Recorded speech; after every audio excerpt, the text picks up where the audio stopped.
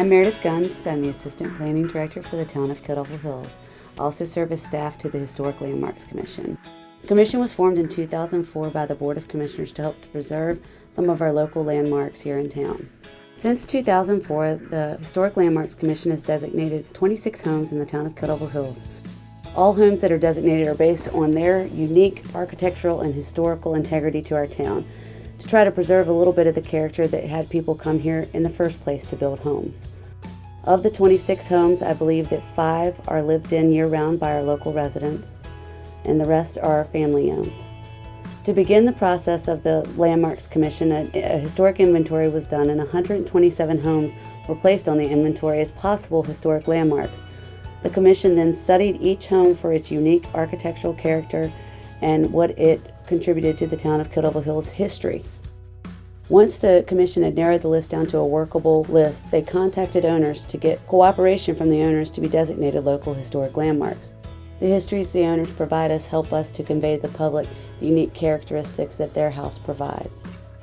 The local landmark designation is slightly different than any state or federal designation. The local landmark is based on the house's unique architectural character and not its surroundings. It's about individual houses and how those individual houses contribute to the history of Kittle Hills.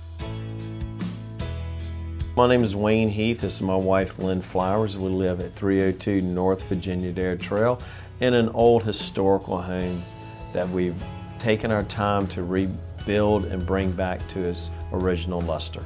The house is built in 1948, and it had old asbestos shingles on the side of it. It needed a lot of work on the house, basically bringing it back to what the original owners had put into it. The old hurricane shutters, the siding and stuff was stripped off and replaced with cedar shakes. It was a summer house. It was originally a summer house. It had no heat, no insulation, barely had electricity in it. If we didn't buy this house, that someone was going to buy it, tear it down, and build a rental machine here. We're really proud to live in an old historical landmark in Kittle Hills.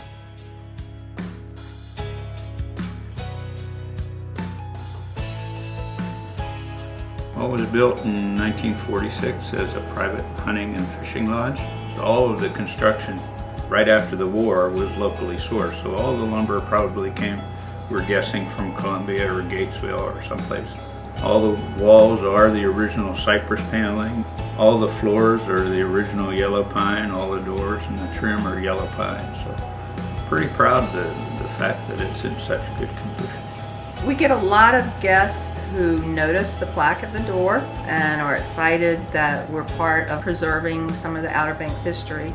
There's a lot of local interest as well. A lot of people have driven by this house for 40 years, 50 years, and said they'd never been in it, so the historic home tour is kind of an attraction for them as well. We've had a guest who sat across the street and did a sketch of the house for us. I mean, that was in our first year as innkeepers, so I mean that's cool that they like the house enough that they took time from their vacation to sit across the street and sketch out a picture of the house for us. The commission at the beginning of every year looks at our inventory and decides a list that's reasonable to send letters to potential landmark designees asking for their participation in the program.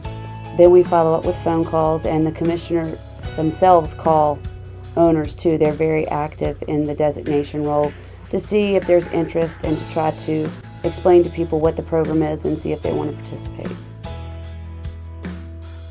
One of the really fun things about being staff to the local commission is my connection with the owners and getting to hear all of their incredible stories about their houses and how their grandparents and parents came down here in the summer with no electricity and no telephones, and some of the stories are absolutely incredible, including getting caught in hurricanes that they just never knew were coming.